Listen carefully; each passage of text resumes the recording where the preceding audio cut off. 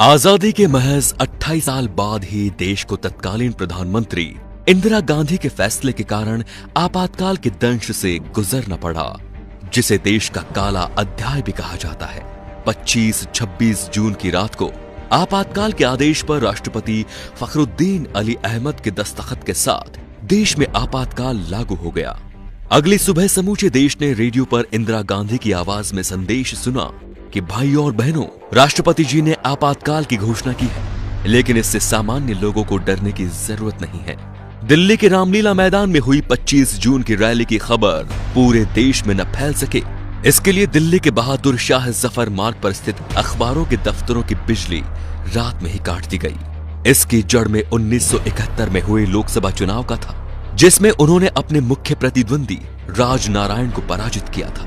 लेकिन चुनाव परिणाम आने के 4 साल बाद राजनारायण ने हाईकोर्ट में चुनाव परिणाम को चुनौती दी। 12 जून 1975 को इलाहाबाद उच्च न्यायालय के न्यायाधीश जगमोहन लाल सिन्हा ने इंदिरा गांधी का चुनाव निरस्त कर उन पर 6 साल तक चुनाव न लड़ने का प्रतिबंध लगा दिया और श्रीमती गांधी के चिर प्रतिद्वंदी राजनारायण सिंह को चुनाव में विजय घोषित कर दिया।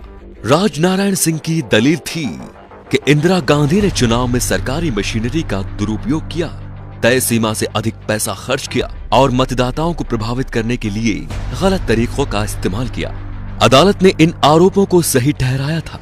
इसके बावजूद श्रीमती गांधी ने इस्तीफा देने से इनकार कर दिया। इंदिरा गांधी ने अदालत के इस निर्णय को मानने से इनकार करते हुए सर्वोच्च न्यायालय में अपील करने की घोषणा की और 26 जून को आपातकाल लागू करने की घोषणा कर दी। उस समय आकाशवाणी ने रात के अपने एक समाचार बुलेटिन में ये प्रसारित किया कि अनियंत्रित आंतरिक स्थितियों के कारण सरकार ने पूरे देश में आपातकाल की घोषणा कर दी है। इस दौरान जनता के सभी मौलिक अधिकारों को स्थगित कर दिया गया है। सरकार विरोधी भाषणों और किसी भी प्रकार के प्रदर्शन पर पूर्ण प्रतिबंध लगा दिया गया है।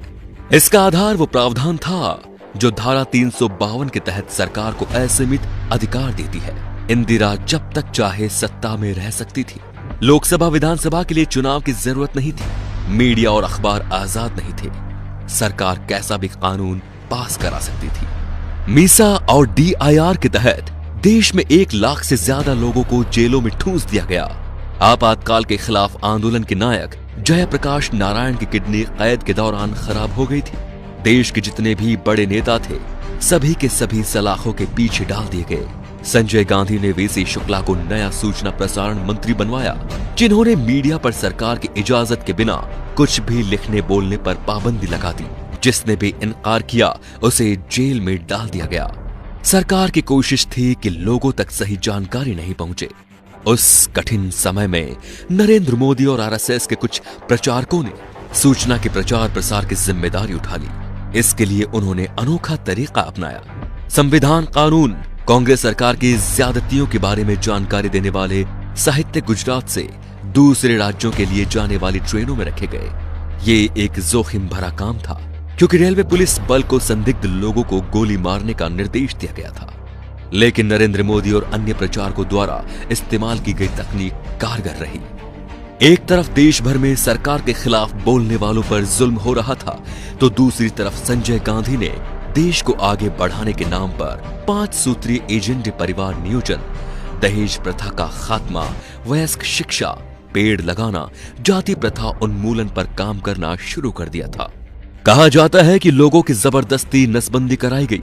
19 महीने के दौरान देश भर में करीब 83 लाख लोगों की जबरदस्ती नसबंदी करा दी गई। कहा तो ये भी जाता है कि पुलिस बल गांव के गांव घेर लेते थे और पुरुषों को पकड़कर उनकी नसबंदी करा दी जाती थी।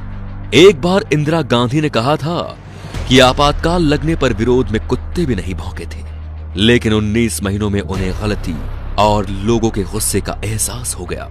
18 जनवरी 1977 को उन्होंने अचानक ही मार्च में लोकसभा चुनाव कराने का ऐलान कर दिया। 16 मार्च को हुए चुनाव में इंदिरा और संजय दोनों ही हार गए। 21 मार्च को आपातकाल खत्म हो गया, लेकिन अपने पीछे लोकतंत्र का सबसे बड़ा सबक छोड़ गया।